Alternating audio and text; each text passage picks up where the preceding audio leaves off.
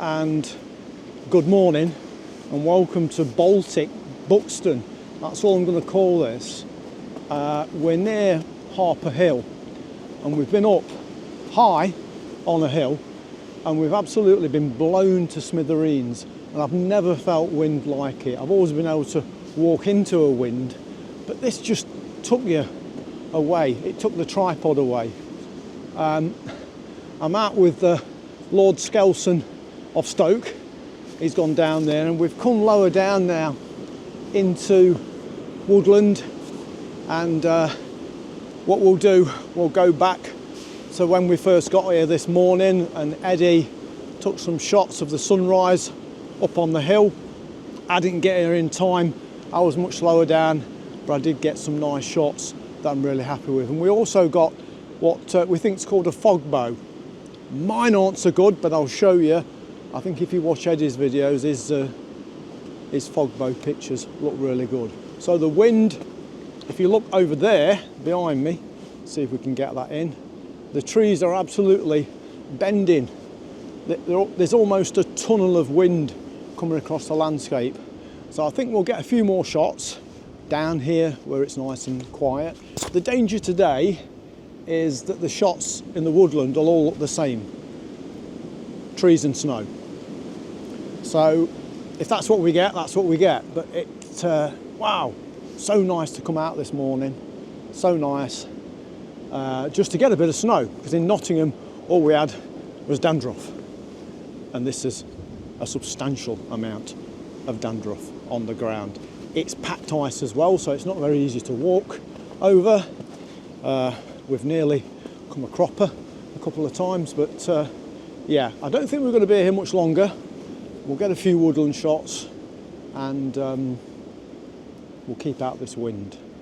But yeah, so here's the sunrise shots that I got first thing this morning. Okay, let me just talk you through the images I did get in what was probably the worst conditions that I've actually been out in ever, I would say. We were really beat up by the wind when we got on top of the hill by the temple. So if we look here, when I first arrived, the sky was kicking off beautifully on one side. On the other side, we'd got a rainbow or a fog bow or a cloud bow. We weren't sure what it was called, but I messaged Eddie to say, have you seen it? And he'd seen it. So I quickly grabbed a shot. My priority was to try and get a composition for the actual sunrise that was about to take place, probably 5 to 10 minutes. So I didn't have time to get up where he was, and I'm glad I didn't, because when I did get up there, it was pretty awful. So I captured that, and then I set up camp so I could try and establish a composition that was going to fit into the sunrise. And I pitched up here, and we can see the sky was absolutely beautiful, really kicking off, lots of nice colours and layers of textures in the clouds. So in this shot I planned more sky and less snow. Just after that, whilst being blown around, because it was even windy down on the lower levels now, I changed position and I managed to get some foreground. There were some grasses that were blowing to the left, so I put them in the bottom, so now I was able to include more of the foreground and less of the sky, and I felt that really worked quite well, this shot. I was quite pleased with it, because for me to have foreground in is somewhat unusual. So that got me this shot. Really pleased. Once the sun finally came up, we got a sun star, and very pleased with that result. Relieved actually, because I could have missed that if I was delayed any further. I then made my way up to where Eddie Skelson was on the hill, and I came across this shot here. And what I liked about this was the lineup of trees. You gradually got smaller, so you started with a taller tree on the left and gradually went down to the smallest one on the far right, leading towards the light. And it kind of doesn't work enough for me. You can see the tower in the top there, but what I needed here was to get more height, and this would be an ideal drone shot to go back and get. So if we imagine the drone rising up, the tree on the left would then go down into the landscape, and also the tree on the far right hand side would also go down into the landscape, and it would just make for a neater composition. So I'm going to go back and take this one with the drone at some stage, because I think it's a worthy composition. I then got to the tower, which if you watch Eddie's video you'll see it was absolutely impossible inside there to do anything.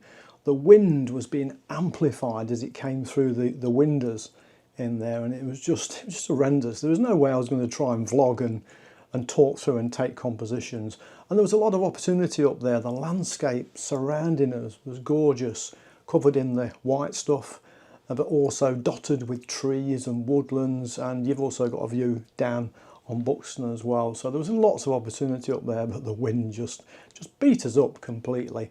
The only shot I got was this, a window shot here, and I quite like that. Got a wreath in the bottom, and then a view of a tree and a bit of the landscape beyond. So yeah, I'll take that shot for what it was worth. We then ventured down into the woodland where I started the intro, where there was a lot less wind. It seemed to be channeling in one area. Got this shot here, which was just really a diagonal tree cutting through the scene with snow on.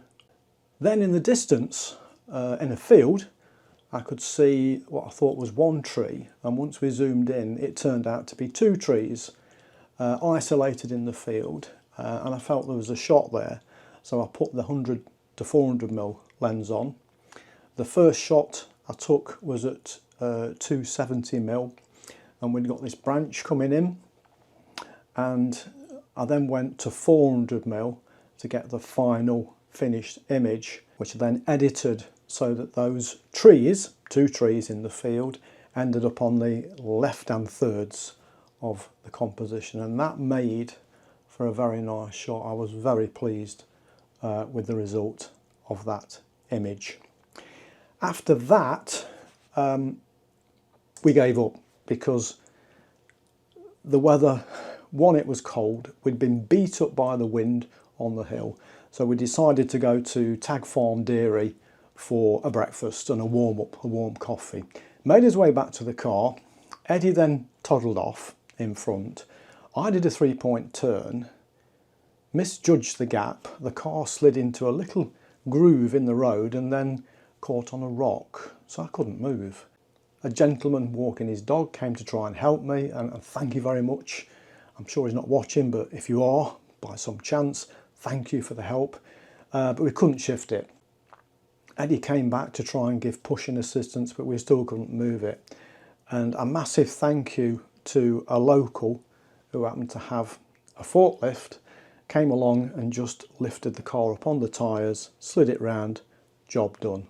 So if you're watching, a massive thank you to yourself. Fantastic community spirit and support there. Saved me phoning the AA. That would have been the next job. So all in all, well worth going out. If we'd not had that wind beating us up, there was lots more opportunities to capture images from the top there, and we are going to go back. It looks like a great location for sunrise and sunset and autumn.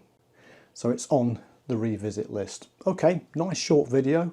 We're going to end on a slideshow of the images I did capture. I wasn't happy with all of these, but I'll just show you what was on offer that morning. And as usual, I'll show you the raw file first, followed by the edited image, so you can see how I've manipulated the raw file. Okay, thank you very much for watching. Please subscribe to the channel if you like this content, and on that note, we'll go into the slideshow.